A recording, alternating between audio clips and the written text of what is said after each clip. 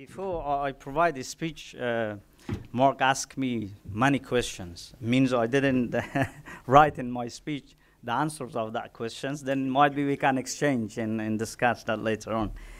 I'm going to talk about the achievements and challenges that we actually achieved in the past 18 years since the fall of Taliban regime, with the help and support of international community. Good afternoon. Excellencies, ladies and gentlemen. First of all, thank you for inviting me today to share some information regarding Afghanistan's achievements and the developments that are taking place after the fall of the Taliban regime. In 2001, the international community's operation that was led by the United States helped Afghanistan's people to free their country, their homeland, from a proxy group called Taliban, or led the international terrorist groups to use the country as a safe haven for terrorist activities. Today, Afghanistan is different. We have passed our dark days of war and destruction. People started a new way of life with full of hope for the future.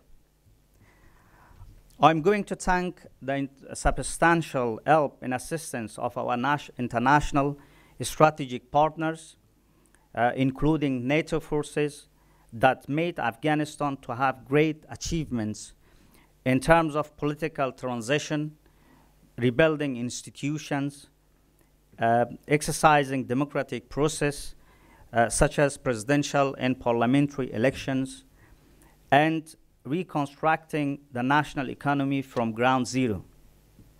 Our education system improved and enhanced, public health service expanded, and the quality assurance put in place. Free media created, which is playing a major role in the society as the critical elements of democracy. Women's rights are protected, and we start to build our national police and defense security forces organizations. We have recently experienced an important phase of democracy. Our parliamentary election was held on the 20th of October 2018, 7 months ago, which was the third parliamentary election since the fall of the Taliban regime.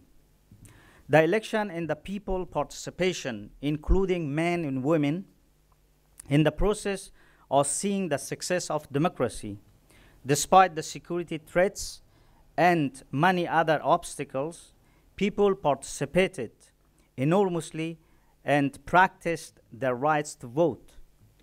To enhance the democratic process of election ensured their bravery and optimism for a prosperous future and democratic society.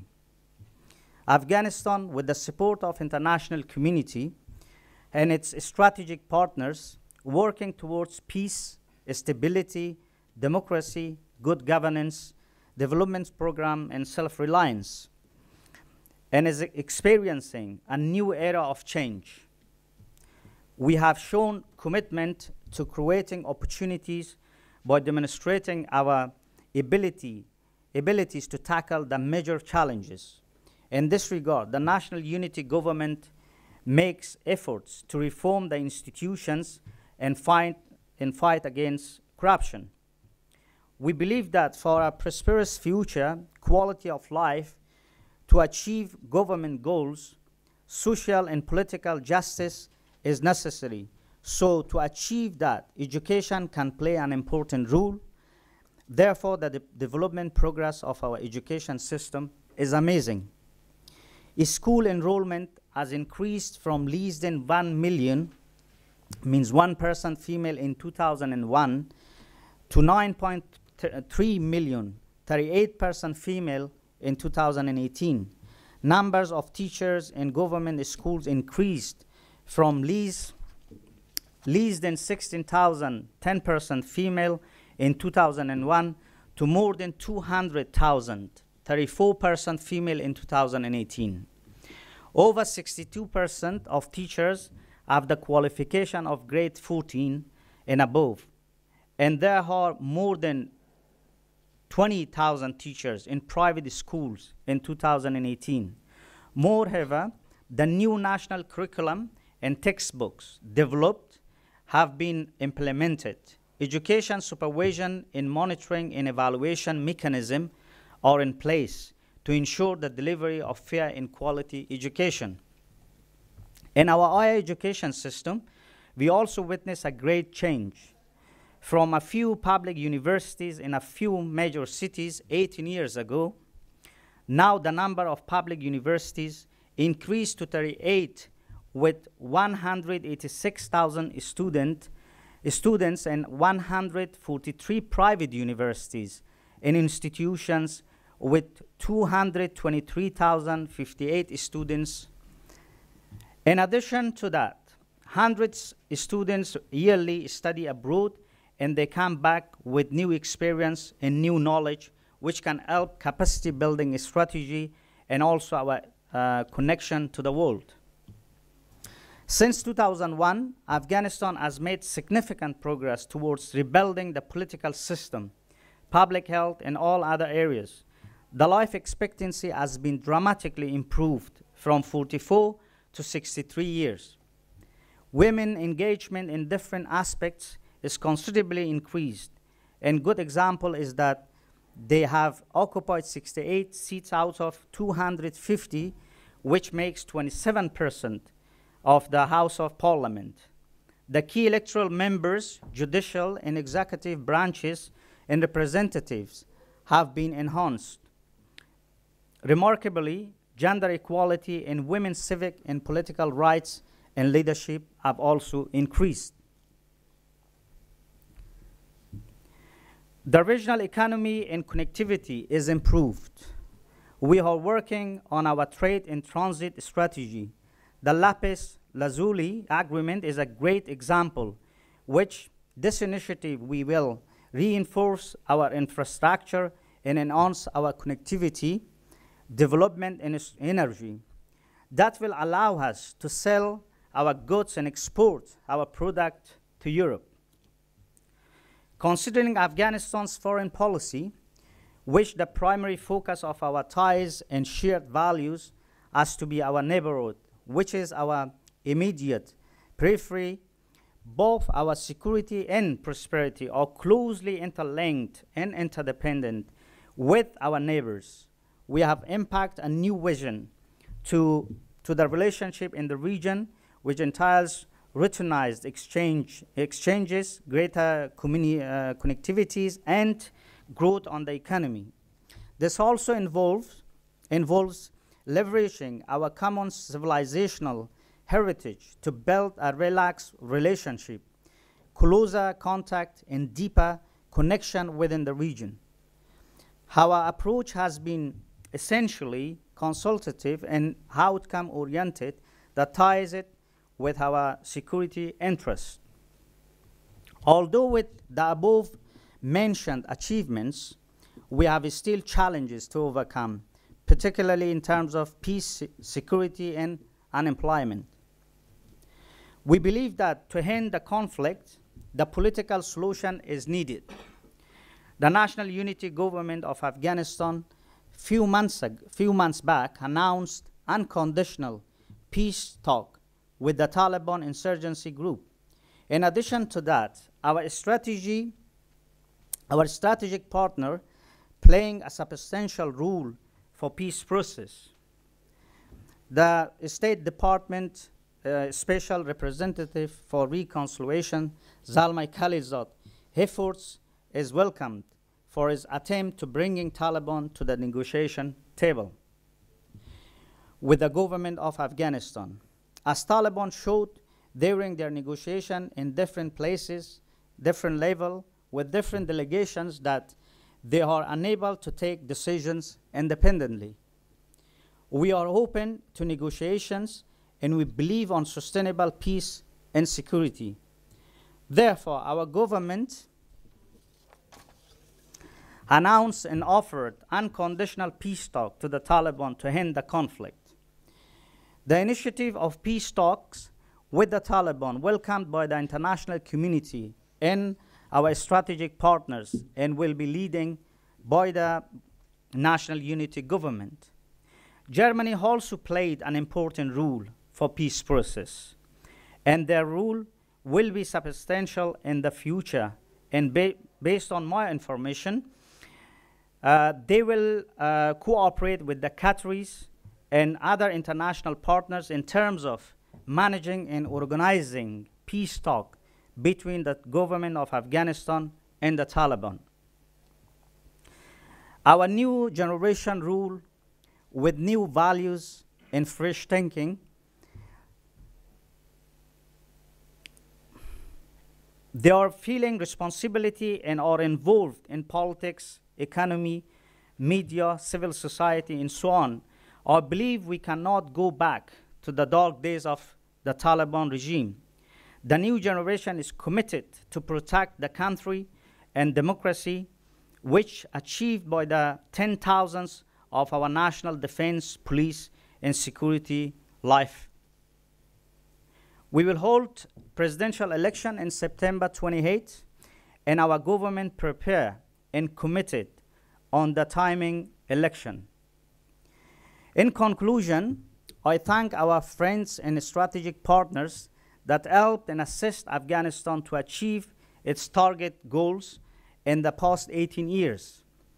The country that was and is involved for 4 decades of war, moving towards self-reliance, improving the rule of law, protecting women's rights, and committed to democracy and an inclusion society for a prosperous future.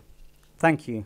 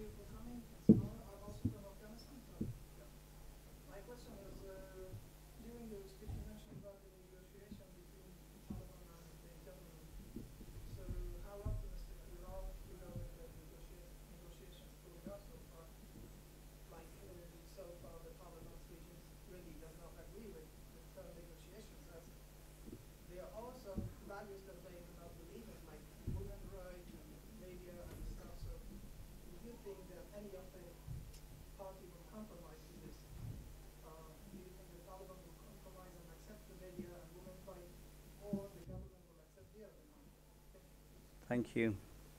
First of all, Taliban is not a regime anymore. They are an insurgency group now. And with the peace talk, any peace talks is welcomed by the government of Afghanistan. But we cannot predict the result and the consequences of the peace talk yet. Yes, we hope it's work, but in terms of protecting women's rights, freedom of speech, and other values that's actually created and protected in the past 18 years in Afghanistan, we are responsible to protect that. Means we cannot actually stand by the promise of the Taliban. It is the government job and responsibility to protect people's rights and citizen rights in any areas. Not just women's rights. As definitely you are aware, we always announce that there is a red lines which is not negotiable with specifically the constitutions of Afghanistan and women's rights, and also the national and national defense and security forces.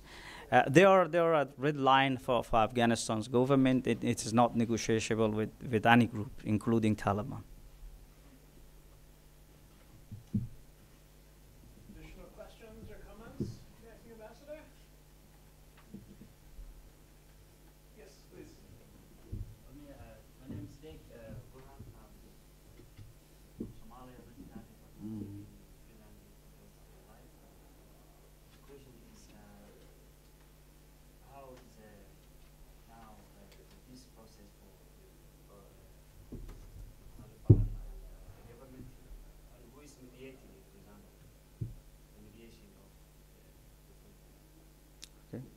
Thank you. The peace talk actually starts in Doha, in Qatar, and the special representative of the State Department of the United States, Mr. Zalmay Khalilzad, negotiated with the Taliban for the sixth round now. And also we have some approaches by other countries, such as Uzbekistan and Russia. Now Germany, as I mentioned, playing an important role in the future, and they are working with Qataris to actually organizing and facilitating, the situation to bring the Taliban to the negotiation table with the government of Afghanistan. And also we have another pillar. We have national pillar in terms of peace process. We have regional pillars and we have international pillars. But at the moment, they are trying, specifically the Zalmay Khalilzad, trying to bring the Taliban group, in the negotiation table with the Afghanistan government. Yeah.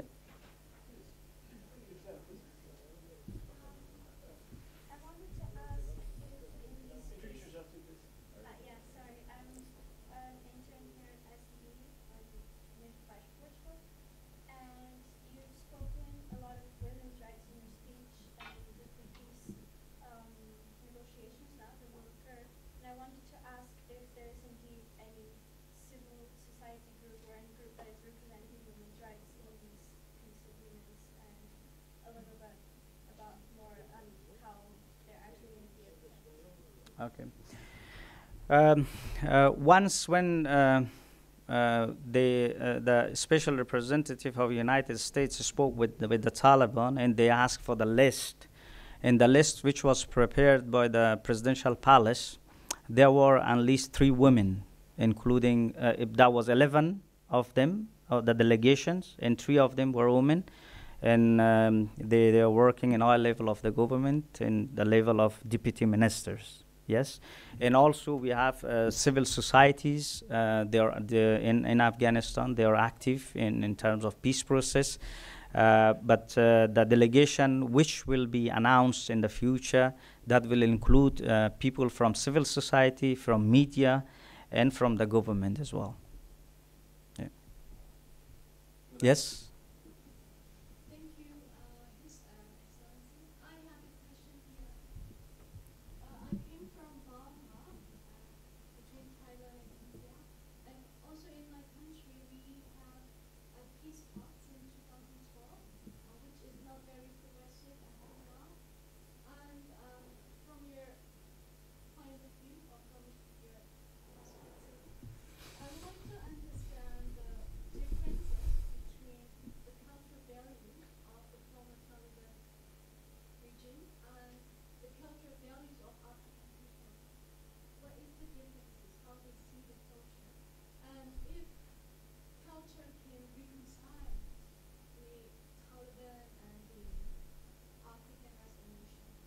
Okay, thank you.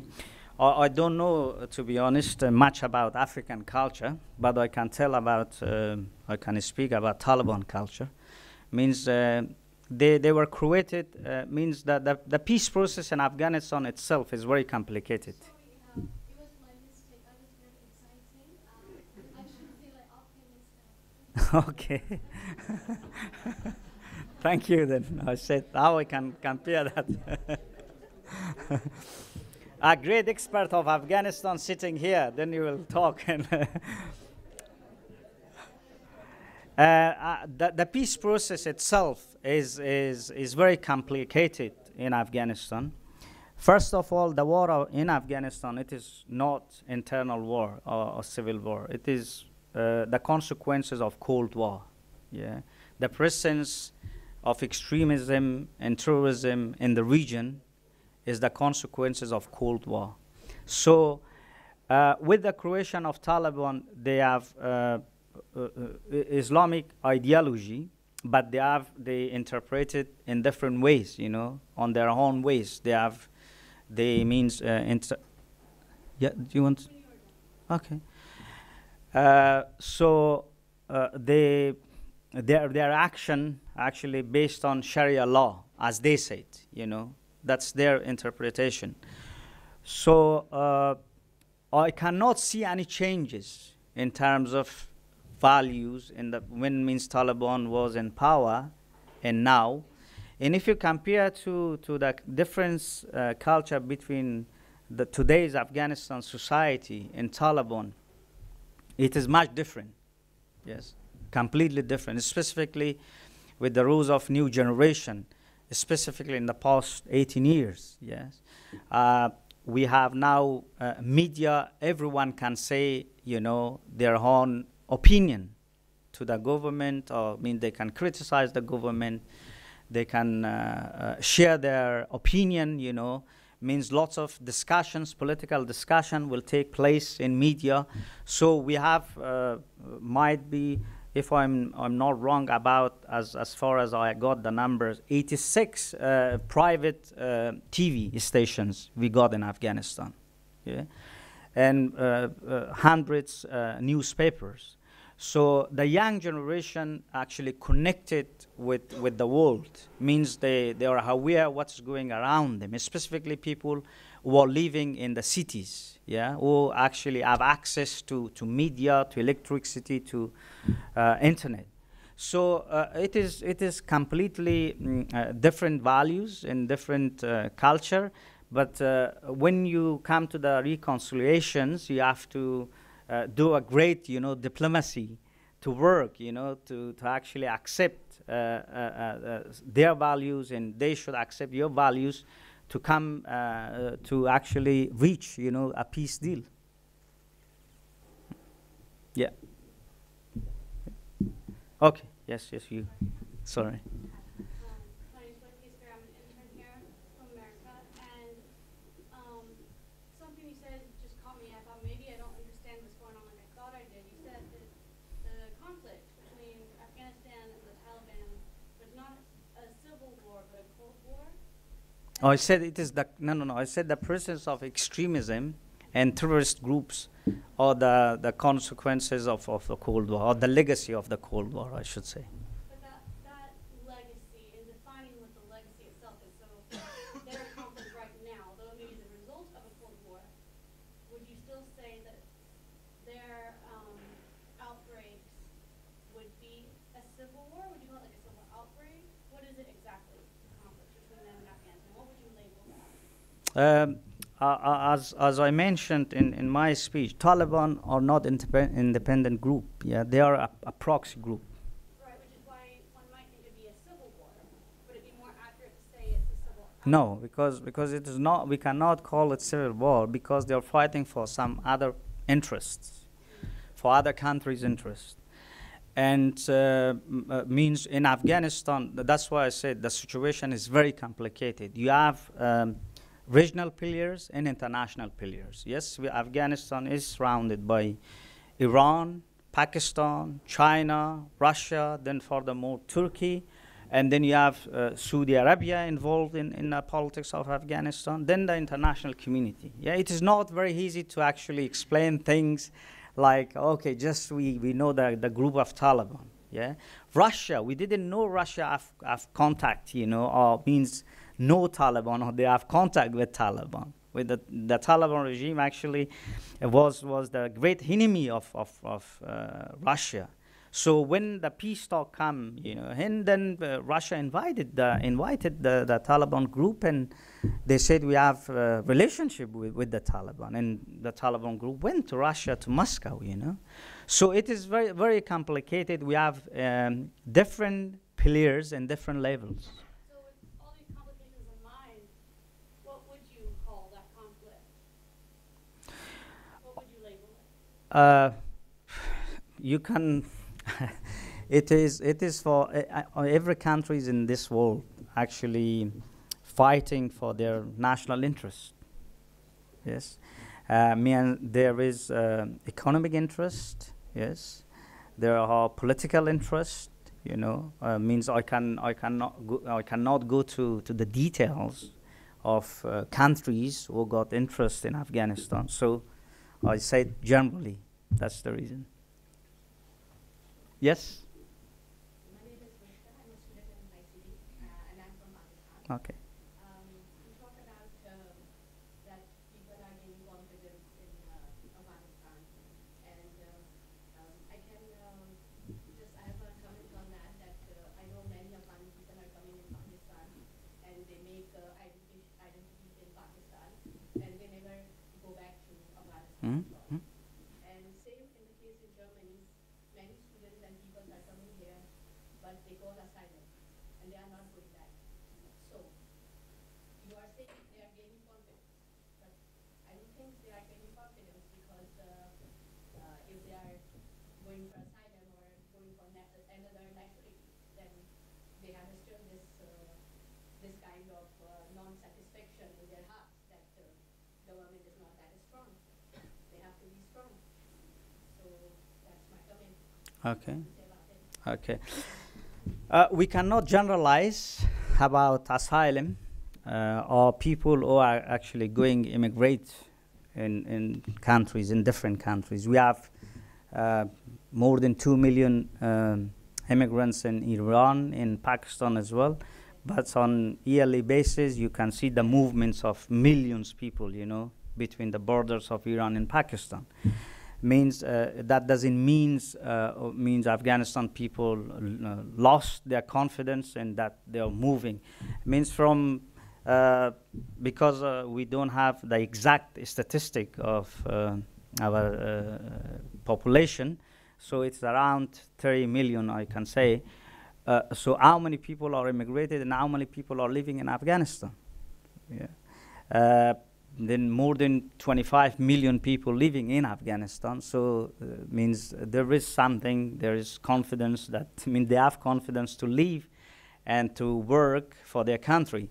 Means in terms of government, yes, I said government try its best to provide good service, and we try to actually exercise good governance for the people, but still we got challenges. We are fighting with 20 terrorist groups in Afghanistan. It is not national terrorist group, it's international terrorist groups, yeah? They are fighting in Afghanistan. So it is not easy. We are a developed country, landlocked country, and depending on international assistance, we try our best to do. But yes, people are working, living, despite on daily basis explosion. People still actually have confidence to do work for their country. Yeah. I'm sorry, I just want to add something because we obviously, regarding her comment about people coming from Afghanistan migrating to different countries, we are actually confusing and mixing immigration and asylum seeking. To the countries like Germany, France, and European countries, there is not only people from Afghanistan, but even from European Unions. We cannot generalize that with people. And immigration of countries to countries like neighboring countries, it happens everywhere. People from Poland are coming to Germany, from Germany are going to Poland. This has nothing to do with the situation, but economic benefits of the specific and particular people. It has nothing to do with the confidence. I said bit softer. I answered bit softer. I said we cannot generalize. Comment is that it's not related to only for the Germany, it's related to Pakistan as well. Pakistan is not taking asylum, but they came here and they get the new identity. What's your comment about that? It's not about the asylum thing, particularly to this one. It's also about this, that they found a new identity. Yeah. They just go away with their original identity of Afghanistan. Yeah. That's what my comment. People looking for good life always, and means thousands of people are living in different countries. They got new identity, they accept it, and they have dual nationality as well, Afghanistan nationality and some other countries. I think we've got time for just one more gentleman here. Okay. Patiently, and then we'll Thank you, His Excellency, for your speech. I have one concern. As the government announced about the presidential election on September, so as we experienced before that the elections always delayed from some reasons. So right now we have a negotiation with Taliban as well. So what do you think? There will be a delay once again to the date of election elections or not? Okay. As far as I have information, so I can say confidently that the priority of the government and the international community in Afghanistan is election, not peace talk at the moment. It's a bit shifting and move and changes. Used to, yes, we thought that if means peace process and peace talks going forward, and there if we can see some positive changes, then might be the election will delay. But for the moment, the priority is election, and it will be on the 28th of September.